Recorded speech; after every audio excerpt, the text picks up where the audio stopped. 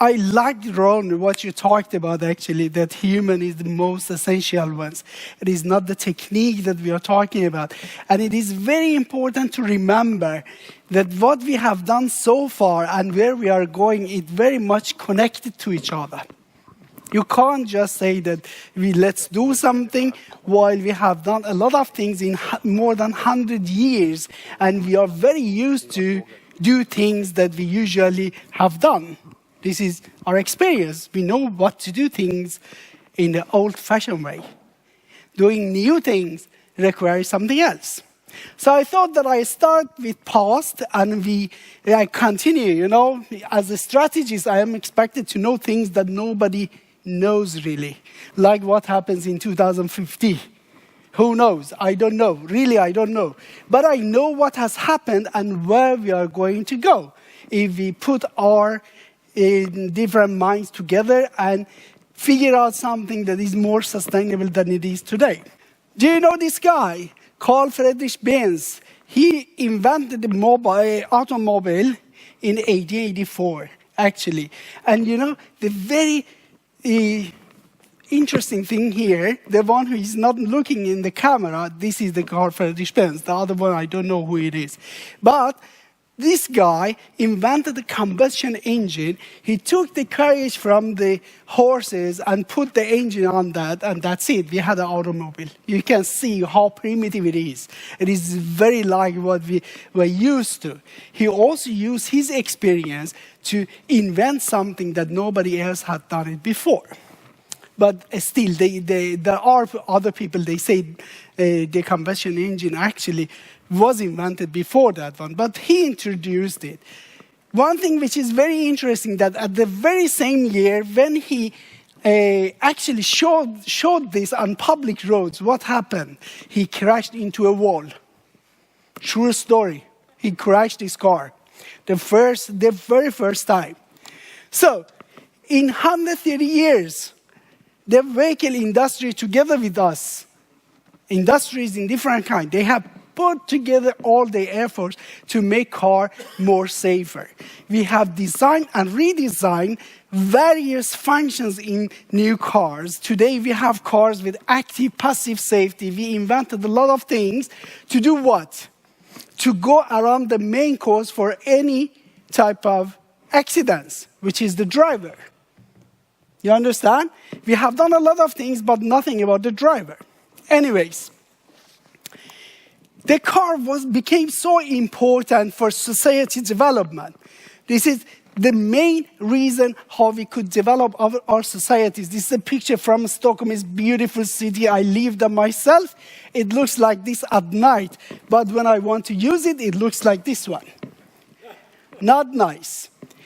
Can you imagine, in 130 years, we designed a system with a lot of capacity, you cannot use it. Can you see it here? A lot of capacity, a system. How did it work? How did it go? How many tons do we require to move from a place to another? How many tons? How important it is, just because tons in metals, all of this happening here, it requires a lot of energy. Can you imagine?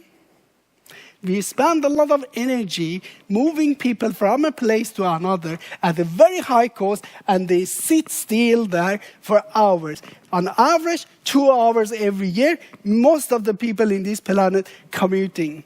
In countries like Sweden or other countries like United States, on average they do it. Also in China nowadays, even more hours commuting. A lot of time and inefficient type of system, isn't it?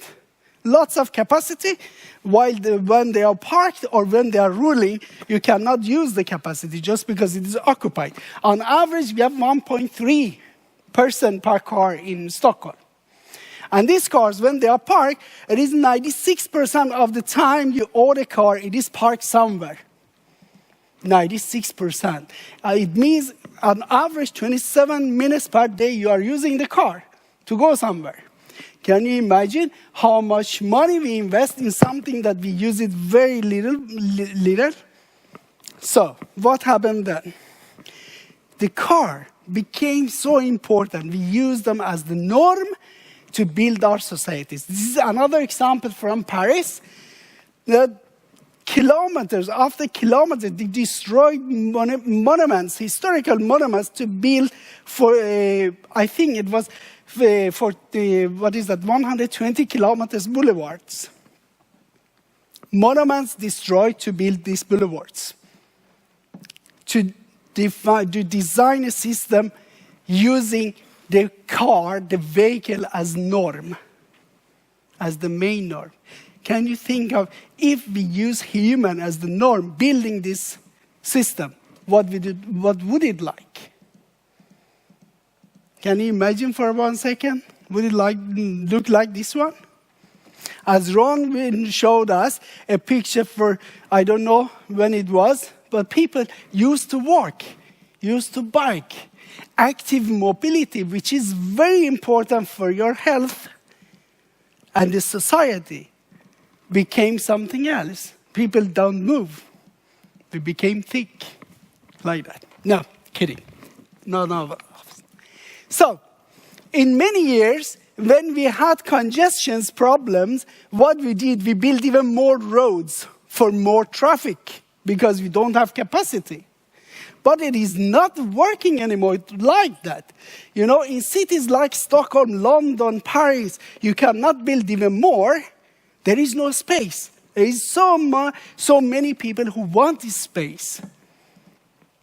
People need to actually live somewhere. We can't just take even more space to build roads for more cars. But in cities, in emerging countries, emerging economies, there are places they are building very much to generate even more traffic. Or something that we have experienced, it really doesn't work. It is not something very good happening. So, what have we designed? We have designed a complex system that kills people. Oh my God, Friday afternoon, very bad. But the system kills people. 1.24 million people are dying every year on traffic. This is what is happening globally. A lot of people die. And in United States, it is 40,000 people, and in European Union, 25,500 people. About like 60-70% per day. Is it acceptable? And also, what we have done more, not only traffic safety, but also a lot of noise, pollution, and congestion, of course. This is the system. So we need to do something. So what we have, in order to know what to do, then we have to start what we have. What we have today, we have several types of transportation modes. We have well-developed transportation in Sweden, I believe. We have worked with roads, railways, we have bicycle paths, we have got aviation, all of those in place. But they are not smart enough, they are not working together to actually give you good opportunities for mobility. You understand what I mean? They are stand-alone things here. They are not connected. They cannot plan how you want to move from a place to another or transport your goods. You have to do everything yourself. So the best choice are not there when you most needed it.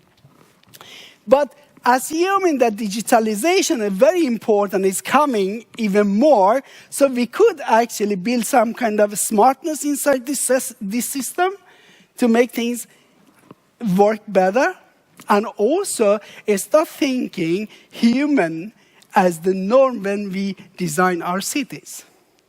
Very nice presentation from Järfälla. I like it very much, but still, I wanted to just send it with you. This is a message. To do not use one particular system again to design just because we have this product. We have to think people. I love these shuttles, of course. I love Podcars, of course. But we need to use them as efficient tools whenever we need them. But thinking people and goods moving. So what we do here is actually, we know as road authority or transportation authority that we work there, we cannot do this alone. Transportation issues are much more serious issues than one authority can deal with it. So what do? We go together with our partners, with industry, with actually communities, civil societies, industry of different kind, and put together on our very good thoughts together how to redesign what we have. We have to start somewhere. What we need to do, we have to do it together with other people. And academy is very important because we need to train our coming engineers and society planners in a way that they can actually bring something new to all type of administration like Swedish Transport Administration. We are not that old. We are old. We are like 150 years, aren't we? 150 years old. But we have also a lot of new colleagues working together with us to try to redesign the system in a better way. So this is a platform. We are very active in it. It is called Drive Sweden. And in Drive Sweden, we are authorities and a lot of other companies and also academia. We work together. We discuss about various type of projects, which mainly addresses the future mobility system. And that is what I would say what to do.